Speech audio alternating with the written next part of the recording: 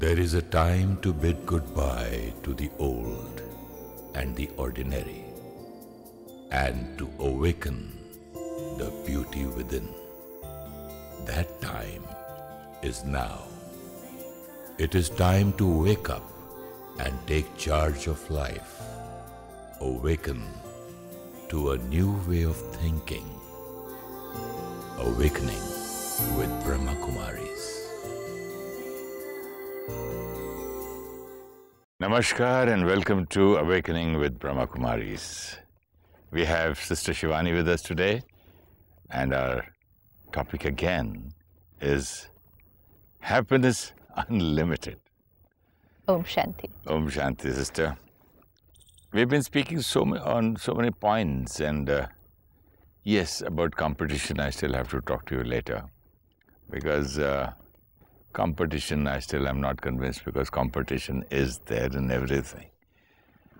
And I've seen, even like last time we were talking about the car racing, about Maruti and Mercedes-Benz and all that. Even the kids in the car say, Papa, compete, Papa, he's overtaken you. They also know, the kids 4 or 5 years, everybody. They don't know, we taught them. They don't know, we taught them. We taught them it's a competition. Right from the time they were growing up, we taught them. How many marks did you get? So much. How much did that one get? How does it matter? How much did you get in comparison to how much effort you had put? You had put in this much effort, you got this much. Is this okay or not okay?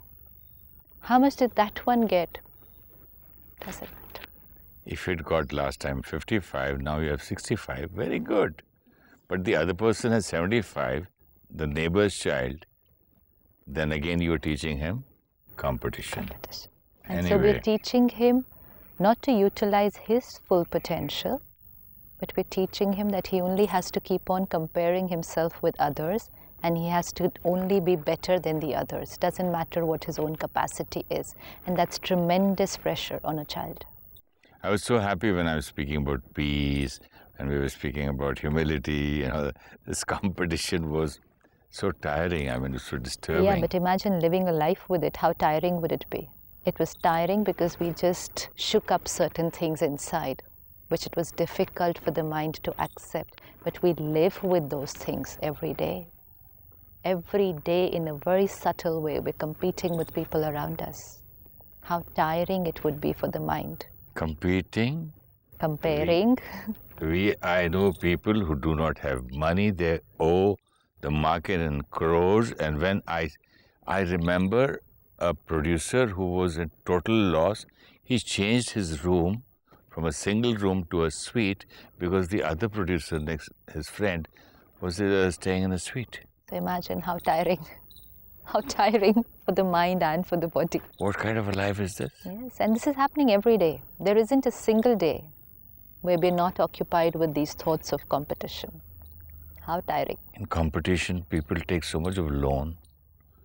I've seen people taking loan and going for holidays. Can you believe it? Yeah, for their children's weddings. Wedding is okay. That is even the poorest of them all do, because it is something. But they're only doing it because so-and-so also did something like this. If I don't do, then what will people think? I have to be good or better than him. But that is still a little 1% acceptable for me, not for you. But what about going for a holiday against a loan from friends? People buy bigger cars on loan, and then you see all the bank people, recovery agents behind them, the telephones, the nightmares. Then they leave their flats and run away. They leave the properties and run away. Only because they were not focusing on their journey. They were driving their car in reference to what other people had. That's the only place where the problem is. If I just focused on mine, I would never be in trouble, never be in pain, and never tired, because I have a choice to slow down whenever I feel like. But isn't this a part of growing up or going big, to take loans and take pressure? No problem. If you have the capacity, take the loan, grow, move ahead, but according to your capacity. Nowhere are we stopping ourselves from moving ahead. but moving ahead at a speed which I want. And the speed could be very fast. It's not that you have to slow down. Move however fast you want, but only focusing on yours so that your energy is channelized on your journey. This is depletion of energy otherwise, and thought of fear and insecurity. Life is a competition. Immediately the second thought is, what if I don't win? Fear, insecurity, happiness gone. If I lose? Yeah. If it's a competition, there is high chances, no, I will lose. I move ahead of you. Then I have to move ahead of this person. Then I have to move ahead of this person. That means I win only when I'm number one in the world. So this is also a kind of expectation? Expectations from myself? This is a competition. This is a competition. Purely competition we have created. Where there is no competition. Unfortunately, there isn't a competition, but we've created a competition. I can't understand the meaning of no competition. The Just whole look world at is your head. competing Who are with you each other. competing with? No one. The whole world is thinking that there is a competition. Where's the winning line? Tell me one thing. If you have to be in 100 of the richest people on earth. Good. Work hard, focus. That is competition. No. Work hard, focus, work day and night. Don't sleep 24 hours if you have that capacity. Just work. Why waste your energy in looking here and there? So work. You will reach in the first 100. You might reach the first one. And then? It's fine. Aren't you competing with those 100 people? No, you're not. You're just reaching where you have to reach and where you have the capacity to reach. But if I start creating these thoughts, then... That he has reached and I haven't have reached. not, then I might reach, but on the way I have emptied myself. That's the point. It's not about should we reach number one or no. Yes, we reach number one, but we reach number one full, happy and contented. Not like this. It's just like saying that when your neighbor wins a lottery ticket, you end up spending all your lives earning in buying a lottery ticket and you never win. You lose whatever you have just because the neighbor has won. This is what happens. So you have to explore this, and the whole day just stop and check wherever there is this subtle thought of competition. Just take out 1 minute at that time. It's about taking all this what we are learning into practical life. Don't think too logically because the sanskars are very deep. Use it and then see it. I think competition is very closely connected to jealousy. Immediately, no? Immediately. Because one of these pundits I had met, you know what he told me? He said, "Sir, do you know what? People don't come and ask me to do prayers or pujas. They said, how much will it cost to do a very huge puja or havan or some kind of a black magic to see that that minister does not win the elections? Forget me, forget mine. I want him to lose." Now what's the energy? This is the point. I want to reach number one. Reach number one, run fast. In a race, even where there is an actual competition, in a race, if somebody wants to reach number one, they can only reach if they're only focused on themselves. Focus here and run. That's all. You're right. When I was a child, I was 7 years old, and there were two of us competing with each other for swimming. And the other chap was faster and better than me in freestyle, and I was a backstroke champion. And in freestyle, the only mistake he did, that instead of touching the wall, the end of the pool, he looked where am I? And one split of a second, his look here, and I touched the thing. That's all. And when they said Suresh first, I said, what? Suresh first, even here? Then I won the championship. That's all. One lack of focus now I from believe my you. journey, and I've lost time and energy. See how you believe when you Experimented with it and saw the result. With the experiment result and with one of your experiences of your lifetime. That's all what it is. Experiment, experience, believe it. Convert the belief into a truth because you've just experienced it. Now what you've experienced, experiment with it again. And again and again. You've experienced it once. when I was 7 years old. I did not look right, left, center, and I just focused and I went fast. I said, I want to win. That's it. That's it. That fellow made one mistake.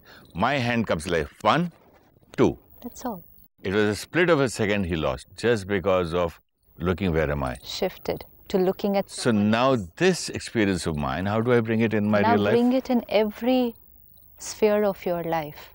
Focus on yourself and put all your energy to push yourself forward. Looking here and there, the minute I look here, even if the other person is ahead and I want to be number one, and I look here and I see that the other person is ahead, I create fear, insecurity, slows down my speed. That's all. Instead, if I would have just focused here, I would have saved on that energy, and the chances of me reaching to that position which I set for myself becomes higher. And most important, I did not create fear, insecurity. So I'm going to reach in the first position. Very strong. The beauty about spirituality is, don't think too much, just use it first and see. Because the old belief systems are so deep that to think on the new belief system, we get scared. We say, no, how is it going to be possible? No, it's not possible. No, it won't work. Just use it first and see. Use it only once. As you said last time, our capacity of thinking is also rusted. So let it rest. If I just take this one belief system, life is not a competition, and I keep on thinking on it. And then I say, no. How is that possible? Of course it's a competition. If it's not, then how will I move ahead? It's too much depletion of energy. Just the next scene where you create this thought of some kind of a competition, stop, sit back for 1 minute and meditate. Where is the competition? With whom am I competing and for what? It's my journey. And drop that thought and then move ahead. Then see how you feel. It has to be done at that time when it comes.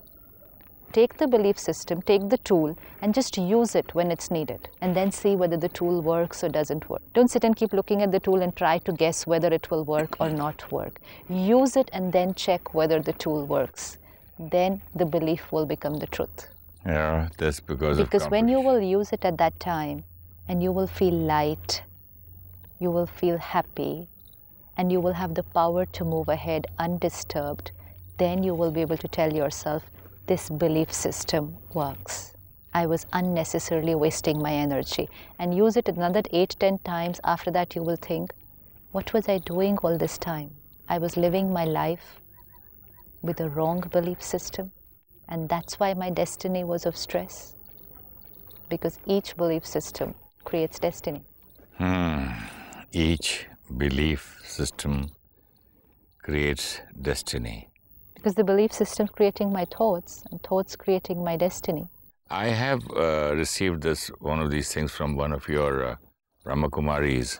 She says, there is no such thing as failure, only learning from situations. This is the kind of knowledge we need to have to heal the habit of remaining upset with ourselves. When we get angry with others, we need to realize what we give to others is what we get back. This is the kind of knowledge we need in order to understand the story of our life, so we do not look back on life in anger as one filled with injustice, and yet, even with all the knowledge in the world, the habit of becoming angry will likely remain even in subtle fine forms. So it helps the healing process to keep forgiving, keep forgetting, keep understanding and moving on. But most of all, keep visualizing. We need to keep visualizing ourselves being free of anger in situations and in relationships where earlier anger was very common. This is a very important tool in self-improvement, in self-transformation. Even in management workshops we hear, create your goal and visualize it. and see yourself having already achieved it. You want to be successful, that's what they'll teach. You want to be successful, you want to be a millionaire, visualize yourself as a millionaire. See yourself with that lovely car and the great bungalow and all that money. See yourself there. Because every time I visualize, I'm creating an imprint. It's a part of the programming. I, the soul, play 3 roles. 1, I create thoughts. Second is the intellect, which evaluates those thoughts, takes decisions. This intellect has the power to visualize. And every time the intellect visualizes a particular scene, it gets imprinted. And because it gets imprinted, the thoughts that will arise will be through that imprint. Now, if I create a scene here, I'm a millionaire. The thoughts that will arise now out of that will be with the conviction that yes, this is who I am. And as will be the thought, so will be the destiny. But there should not be a single thought of doubt or failure. Many people say law of attraction, The Secret, law of positivity. But why doesn't it work? They've written so many books, made so many movies. Why isn't it working? Because they've given the rule that create one powerful positive thought. Now we have to take care that we do not create 10 negative or doubtful thoughts with that. It will work. It will 100% work. Because that will be the energy. It's not that goes out in the environment and that's why it sends it back to you. It's the thought that I create which creates my destiny. But unfortunately, we also create thoughts with that. What if I don't get? Doubt, fear. Does this really work? How is this possible that just by visualizing it will happen? I don't think. But people say, so maybe, let me try. But I want it, so I'll do it. All these things. Now, same with the transformation. I am a peaceful being. Visualize. I am here, the conscious energy, pure, peaceful being, using this body, going into the field of relationships. How would I be with everyone? What I would do would be secondary, but how would I be with everyone? Visualize. And as I visualize, this is a part of meditation. I visualize how my relationships would be. I visualize there is a crisis. I visualize that people around me can be disturbed. And then I see myself there. Stable. Peace. Peace. In control. Now all this visualization and the thought is getting programmed here. It's an imprint which is getting created. And every time the more I do it, it's there. Now, when I go out into reality, into the practical field, the thoughts, the imprint will come out into reality. I have programmed here that when there is a crisis, I will be like that, stable, composed. That's it. The minute there is a crisis, there is a problem, pop the message on the computer screen. There, signal operates, comes out into reality. But if I tell myself, I don't have to get angry, I don't have to get angry, I don't have to get angry, then the only scene I can visualize is anger. Let's say we say, there should be no war, there should be no war, there should be no war. Which is this picture that comes before the eye? Only war. So the mind, the subconscious mind, does not take the language of opposites. You can't say there should be no war and expect this to understand that that is the meaning of peace. There should be peace. There should be peace. Then it will be able to visualize peace. You say there should be no war. It only creates the picture of war here. And that's the simple mistake most of us have been making. I don't want to be late. I should never be late. I should never be late. I should not do this. I should not do this. What should I do? Be on time. I should not be late. I should not be late. I'm only creating scenes, visualizing that I'm I should be there by 6 or 5. I am punctual. I will reach on time. Not even I should reach on time. I will. I will. This is programming. This is meditation. Self-programming. First was self-counseling, now self-programming. I will. I will reach. I am punctual. Not, but I'm not, but I never managed to do it. How is it possible? I will try. No, I am punctual. And I will reach on time. And visualize, there I am, 10 minutes before time. He will never improve. He will never improve. That's for the others. No matter what you do. Disempowerment. This is what people tell their children. Disempowerment. Wives tell their husbands, husbands tell their wives. Disempowerment. They tell their staff. How many times I've got to tell this man, come, I've got to go to the airport, and now I'm sure he'll come late again. Try. Even when we are talking with children and with others, let's not use the language of opposites. You should not do this. You can do this. You will do this. Because you're operating the system. You're feeding the instruction. You're creating the scene. When I say you should not wear white, and I keep on saying, don't wear white, don't wear white, don't wear white. You'll say, finally, let me know which color to wear, but right? No point just telling me don't wear white. Which one to wear? That's the language the mind understands. Don't do this. When a child picks up late, don't drop the plate. Don't drop the plate. What is the meaning of that? And I've seen mothers going to somebody else's house, and if a child takes a plate which is breakable, it's not a plate of steel, which is not unbreakable steel. They'll say, "Be careful, don't break. Don't you do that. Don't spoil your clothes while eating. Don't." These don'ts are so. Because the body is just the machine. The operator's giving the right instruction. This machine can't do anything without this operator. So if the operator is right, the programming is right, what does the computer have to do? Just implement it. Tell me one thing, how does one strengthen this kind of a thought about visualization? You said, I will reach there, no problem. I'm going to reach there. I'll try this visualization. I heard Sister Shivani speaking that day. I don't know whether it's right or not. Let me give it a try. I've tried so many things. I've failed all my life. Let me think. Within this kind of a way and a sure short way, when does a person become sure? How can you get that? No. Like, you know what happened when my son was getting married? They said, take a coconut. And somebody said, and put something, make it upside down, put it in a corner. Somebody said, take a matka, a bowl of water, do this, keep it in a corner and do some prayers. I said, no way. It's not going to rain. I know it. And it worked. And it worked, and it did rain in Bangalore after Vivek's wedding. Yeah.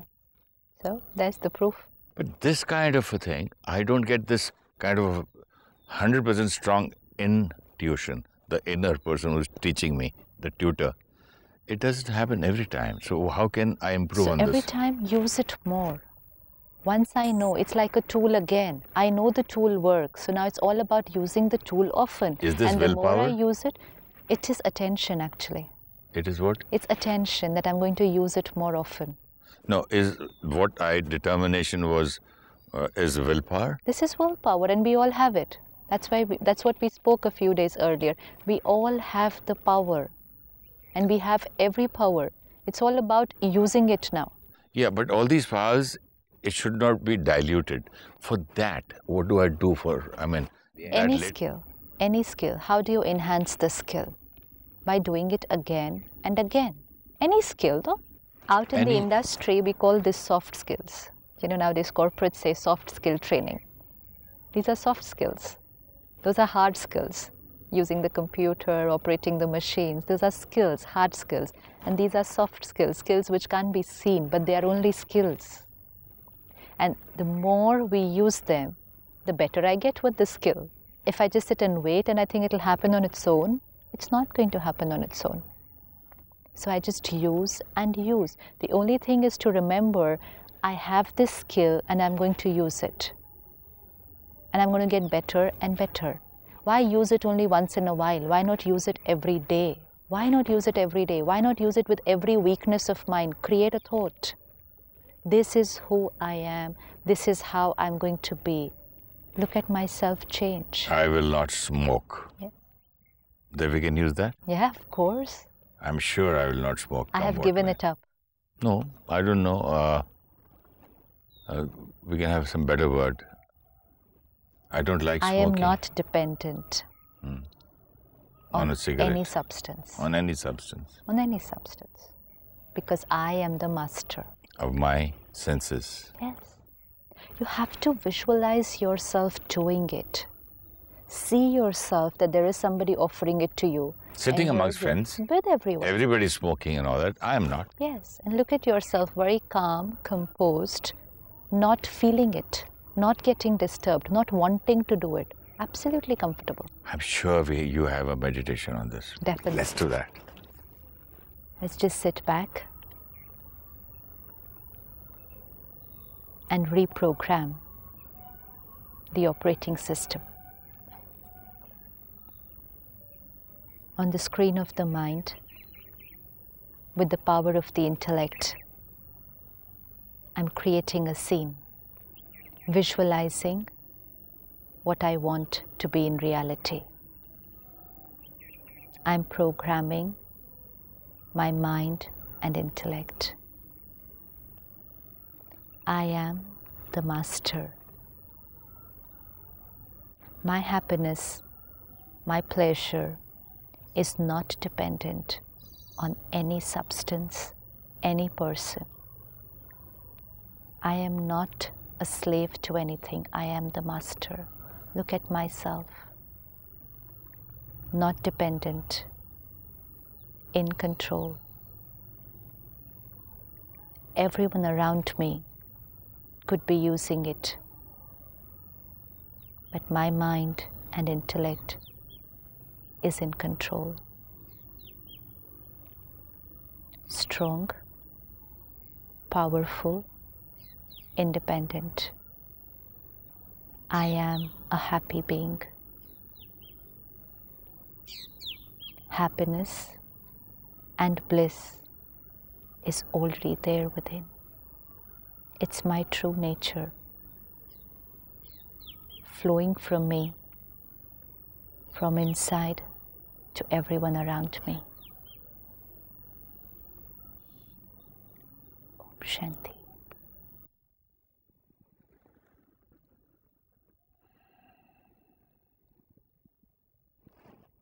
Om Shanti. Thank you. Thank you so much. When we compare and compete with others, we create fear, insecurity, jealousy, stress, and this depletes our energy. Let us focus only on ourselves and use all our energy to push ourselves forward. Let us take this belief system today and experiment with it. Life is a beautiful journey which I travel according to my capacity and values. Once we experience the result, then we realize it's the truth and thereby change our destiny. When we set a goal, we visualize the goal. Visualization enables us to create the right kind of thoughts to achieve the goal. We should not create any thoughts of doubt or fear. The mind does not understand the language of opposites. If we create a thought, I should not get angry, the scene that gets created is only of anger. Instead, create the thought, I am a peaceful being, and visualize the scene of being at peace in every situation. If you wish to discuss your problem or have a question to ask or want to know your nearest Raj Yoga Meditation Center, write to us at awakening@bkmail.org or call us on UK 440 75304 26770, USA 1 347 448 2359, India 919999 744 555.